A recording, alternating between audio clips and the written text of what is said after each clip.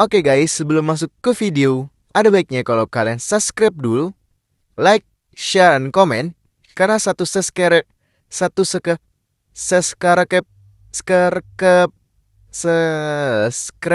kalian itu berharga guys buat satu video ini guys ya. Dan yang paling terpenting adalah buat kalian yang menunaikan ibadah puasa, kita ucapkan selamat menunaikan ibadah puasa. Semoga puasa kalian lancar dan dipermudahkan saat menjalani sesi kuliah guys ya. Oke, mungkin itu saja. Mari lanjut ke video.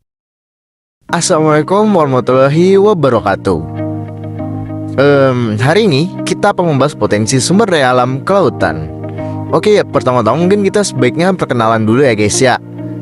Nama saya yaitu Muhammad Rizky Sudaryo, dan ada Rahmat Ramadan dan Tommy Susanto. Sebelumnya saya memakai aplikasi Reality untuk animasi 3D, dan suaranya saya memakai aplikasi TikTok untuk mengubah suara saya jadi seperti ini. Dan mungkin itu saja untuk intronya. Mari kita lanjut ke pembahasan. Oke, mungkin kita mulai dari pengertian sumber daya alam maritim. Sumber daya alam maritim adalah mencakup semua sumber kekayaan alam SKA maritim yang terkandung di laut, baik di permukaan laut, di dalam laut, dasar laut, dan pesisir pantai yang dapat dimanfaatkan oleh manusia untuk mencukupi segala kebutuhan hidupnya, termasuk pemanfaatan laut sebagai sarana transportasi, media penghubung, pemersatu, medan pertahanan, dan lain-lain. Oke, selanjutnya yaitu potensi sumber daya alam kemaritiman. Potensi Indonesia sebagai negara maritim cukup beragam. Negara ini memiliki banyak potensi sebagai negara maritim karena terdiri dari ribuan pulau yang terbesar di seluruh kepulauan Nusantara. Yang pertama yaitu keanekaragaman sumber daya alam atau SDA. Potensi yang dapat dimanfaatkan Indonesia sebagai negara maritim adalah SDA. Indonesia memiliki sumber daya alam yang melimpah di sektor kelautan dan perikanan, seperti ikan, udang, moluska, dan rumput laut. Selain itu, potensi yang dapat dimanfaatkan Indonesia sebagai mineral laut, seperti minyak bumi, gas alam, dan mineral bawah laut. Yang kedua, yaitu strategis geografis. Potensi yang dapat dimanfaatkan Indonesia sebagai negara maritim adalah kedua, yakni wilayah yang sangat strategis. Kemungkinan negara ini menjadi pusat perdagangan dan transportasi maritim. Selat Malaka sebagai salah satu jalur pelayaran tersibuk di dunia, membentang di antara Sumatera dan Malaysia, dan menjadi pintu gerbang penting untuk perdagangan dunia. Yang ketiga, yaitu wisata laut. Potensi Indonesia sebagai negara maritim tentu saja pariwisata bahari. Potensi pariwisata laut Indonesia sangat besar. Dengan pantai-pantai indah, terumbu karang yang menakjubkan, dan kehidupan laut yang kaya, Indonesia menarik banyak turis yang ingin menikmati keindahan laut, aktivitas seperti menyelam, snorkeling, dan surfing.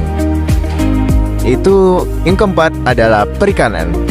Perikanan, potensi maritim yang dimiliki Indonesia berasal dari perikanan. Indonesia memiliki banyak nelayan perikanan tangkap yang dapat digunakan untuk menangkap ikan dan sumber daya kelautan lainnya. Namun, pengolahan yang berkelanjutan diperlukan untuk memastikan berkelanjutan sumber daya ini, sehingga pemerintah perlu mengatur penangkapan ikan di laut. Yang kelima, yaitu pelabuhan dan infrastruktur maritim. Indonesia memiliki sejumlah pelabuhan penting seperti Pelabuhan Tanjung Priok di Jakarta dan Pelabuhan Tanjung Perak di Surabaya yang mendukung perdagangan maritim. Pembangunan infrastruktur maritim yang lebih baik dapat meningkatkan konektivitas dan efisiensi perdagangan laut. Selanjutnya yaitu hilirisasi. Pengembangan potensi dari sumber daya maritim yang Indonesia punya dibangun melalui hilirisasi sumber daya maritim. Nantinya, hilirisasi ini mampu memberikan nilai tambah besar pada setiap bahan baku yang dihasilkan dan mampu memperkuat struktur ekonomi nasional. Mengutip dari Kamus Besar Bahasa Indonesia KBBI, hilirisasi atau pengiliran adalah proses pengolahan bahan baku menjadi barang siap pakai. Hilirisasi sumber daya maritim kita mulai dengan adanya hilirisasi industri di sektor kelautan dan perikanan. Salah satunya melalui proyek besar untuk membuat lumbung ikan nasional di Maluku dan juga Maluku Utara. Pembangunan ini nantinya digunakan untuk memperkuat konektivitas, sistem logistik, dan infrastruktur industri perikanan, sehingga dapat mengefisiensikan biaya produksi dan meningkatkan harga komoditas, serta mendukung pemerataan pembangunan melalui hilirisasi industri di sektor kelautan dan perikanan. Maka, bersamaan akan tumbuh tren yang berpedoman pada ekonomi biru, yakni pemanfaatan potensi maritim yang berkelanjutan. Dan ada juga ekonomi biru. Ekonomi biru merupakan hal yang diciptakan dalam sektor perekonomian di bidang kelautan dan perikanan.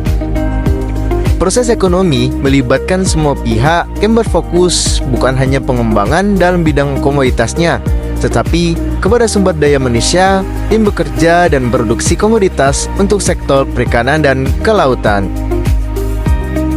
Oke, kali ini kita lanjut ke pertanyaan.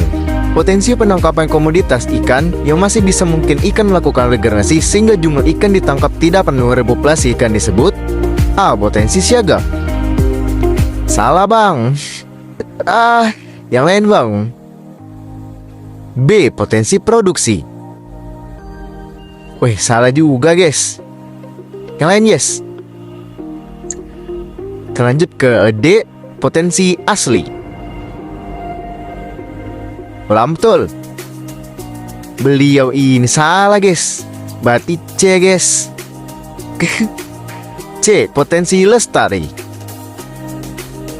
Kerja bagus guys.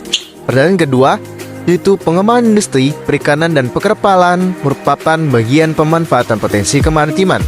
Salah satu manfaatnya yaitu A. Mengurangi eksploitasi perikanan. Salah nih bang. Oke bang. Yang lain. B. Menambah pemasukan daerah. Beliau ini salah guys ya. C. Menguntungkan perusahaan swasta. Salah bang.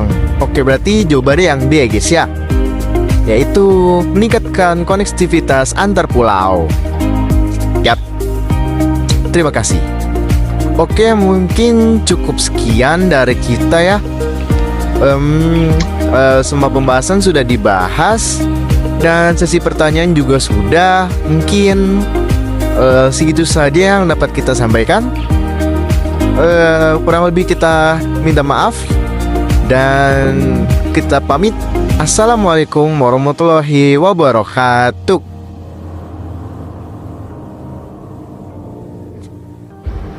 Pergi guys, udah selesai.